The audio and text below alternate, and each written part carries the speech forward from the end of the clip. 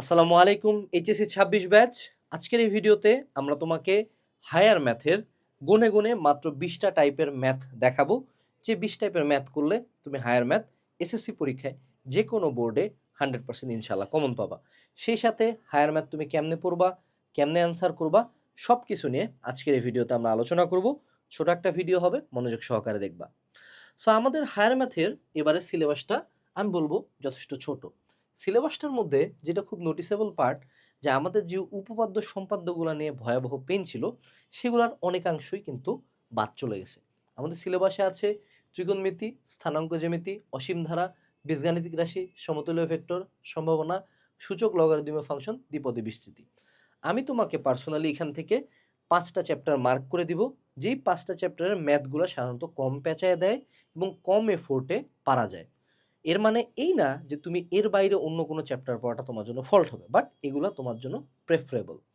এখন চলো আমরা শুরু করি।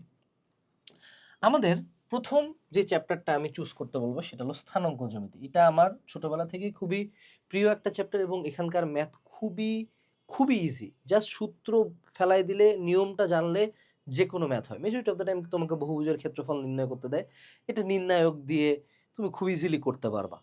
এর পরবর্তীতে আমি বলবো অসীম ধারা। এখানে তোমাকে অসীম ধারার অসীমতক সমষ্টি আর ধারাটার দুই পদের মধ্যবর্তী ব্যবধান, এই টাইপের জিনিসপাতি মেজরিটি অফ দ্য টাইম দেয়, ইজি টাইপের ম্যাথ থাকে। এর পরবর্তীতে সমতুলীয় ভেক্টর। সমতুলীয় ভেক্টরের মেজরিটি অফ দ্য টাইম 4 থেকে 5টা প্রমাণ পড়লে তুমি সমতুলীয় ভেক্টরের এভরিথিং কভার হয়ে যাবে তোমার। সো সমতুলীয় ভেক্টর দেখে যেরকম কঠিন মনে হয় অত কঠিন না। এর পরবর্তীতে আমি বলতে বলবো হলো গিয়া সম্ভাবনা। সম্ভাবনা একটা মজার জিনিস। আমাকে 3টে জিনিস জানতে হয়। এক হলো ছক্কা, 2 হলো কয়েন, আর 2 হলো একসাথে ছক্কা আর কয়েন। এই টাইপের জিনিসপাতিগুলোই বারবার মিশায় আসে, বাট ইজি জিনিসপাতি যদি আমি টেস্ট পেপার মেরিজ থেকে ম্যাথ করে যাই। সো আমাদের এখানে 4টা চ্যাপ্টার হয়ে গেছে। এর পরবর্তীতে আমাদের 3টা বীজগাণিতিক চ্যাপ্টার আছে। ত্রিকোণমিতি আছে, বীজগাণিতিক রাশি আছে, সূচক, লগারিদমীয় ফাংশন আছে, দ্বিপদী বিস্তৃতি আছে। আমি পার্সোনালি তোমাকে বলবো বীজগাণিতিক রাশিটা অ্যাভয়েড করতে। এখানকার ম্যাথগুলো যথেষ্ট ক্রিটিক্যাল এবং বড়। ত্রিকোণমিতিও মোটামুটি বড় এবং ক্রিটিক্যাল ম্যাথ আছে। আমি বলবো দ্বিপদী বিস্তৃতি করতে। দ্বিপদী বিস্তৃতি দেখে যেরকম কঠিন মনে হয়, অ্যাকচুয়ালি কিন্তু অত কঠিন না।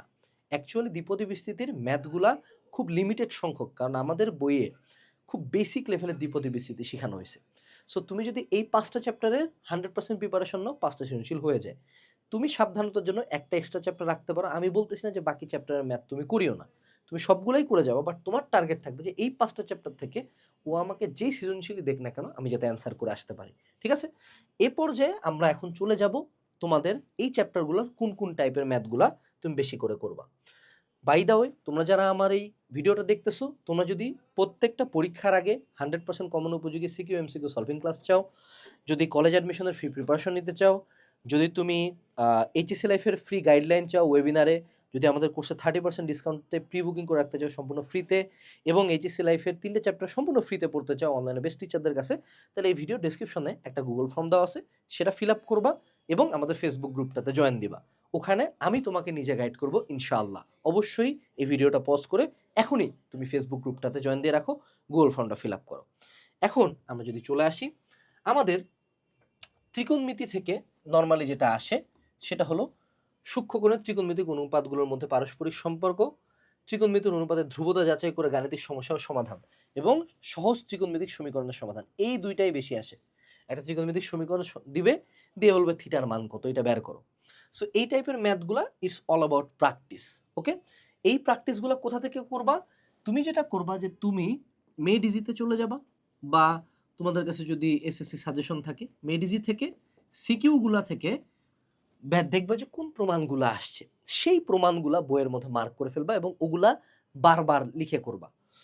এর পরবর্তীতে আসলে হলো স্থানাঙ্ক জ্যামিতি। It is very very simple. দুটি বিন্দুর মধ্যবর্তী দূরত্ব নির্ণয়, সরল রেখার সমীকরণ নির্ণয়, সরল রেখার ঢাল নির্ণয় এবং স্থানাঙ্কের মাধ্যমে ত্রিভুজের ক্ষেত্রফল নির্ণয়। এরপরে চলে আসলো অসীম ধারা। প্রথমত অসীম গুণোত্তর ধারার সমষ্টি থাকার শর্ত কি, যে সমষ্টি আছে কিনা। 2 নাম্বার, সমষ্টি থাকলে সে সমষ্টিটা কত। বীজগাণিতিক রাশি, এই জিনিসটার মধ্যে একটা কঠিন জিনিস আছে, মূলত ভগ্নাংশকে আংশিক ভগ্নাংশে রূপান্তর, এটাই বেশি আছে।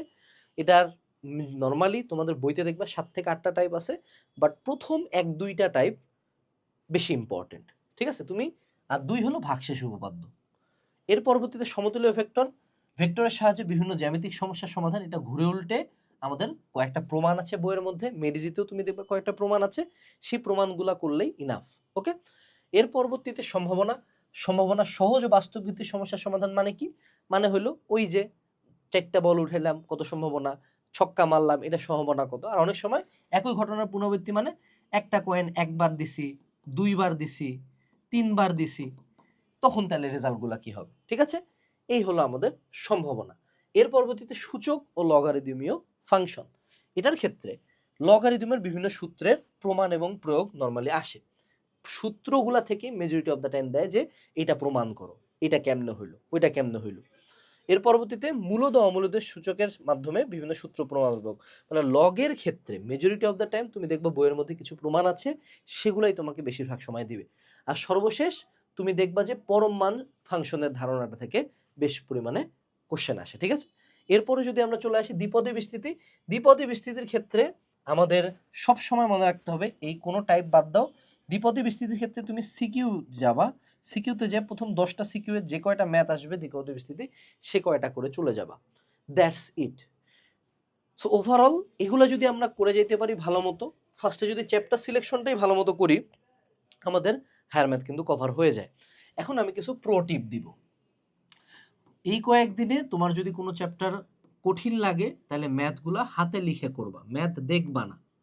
2 নাম্বার, টিচারের ম্যাথ ক্লাস দেখে ভাববা না যে তুমি ম্যাথ পারো, আনলেস তুমি নিজে ম্যাথ করো। এই জন্য আমি তোমাকে টাইপগুলা দিছি, সেই টাইপগুলা থেকে সিকিউ নিজে, অর্থাৎ পার টাইপে অ্যাটলিস্ট 3টা সিকিউ বা 3টা ম্যাথ নিজে হাতে লিখে করব। এরপরে ম্যাথের যে এমসিকিউ, হায়ার ম্যাথের এমসিকিউ কিন্তু টাফ হবে, এই নিয়ে কোনো সন্দেহ রাখিও না। এটার জন্য তুমি টেস্ট পেপার বা মেড ইজি এগুলা থেকে ম্যাথের এমসিকিউ সলভ করবা। ঠিক আছে, এর পরবর্তীতে আমরা হায়ার ম্যাথের ক্ষেত্রে বা যে কোনো ম্যাথের ক্ষেত্রে যখন তুমি পরীক্ষার খাতায় লিখবা, সবসময় ম্যাথ ট্রাই করবা হয় গাইডের নিয়ম ফলো করতে, না হয় বইয়ের নিয়ম ফলো করতে, এবং ম্যাথটা অবশ্যই ইলাবোরেটলি করবা। নাইলে দেখা যাবে তুমি ম্যাথ করে আসছো, টিচার বুঝে নেই, টিচার তোমাকে 0 বসে রাখে দিছে। আর লাস্ট বাট নট লিস্ট, প্রথম দিকে কোশ্চেনটা হাতে পাই, কোশ্চেন সিলেকশনে প্রথম 10 মিনিট সময় দিবা। কখনো ভুল বা ইনকমপ্লিট কোশ্চেন বোনাসের আশা অ্যান্সার করবা না। প্রথম 10 মিনিটেই তুমি কোন 5টা সৃজনশীল অ্যান্সার করবা, কোনটার অ্যান্সার তুমি কেমনে লিখতা, সেগুলো ডিসাইড করেই তুমি এখানে চুজ করে লেখা শুরু করবা। এই ছিল ওভারঅল আমাদের এসএসসির হায়ার ম্যাথের সাজেশন। আশা করি এটা তোমাদের কাজে লাগবে। অবশ্যই আমাদের ফেসবুক গ্রুপটাতে জয়েন দিবা, গুগল ফর্মটা ফিল আপ করবা, এবং তোমাদের এসএসসি পরীক্ষার জন্য রইল অসংখ্য শুভকামনা।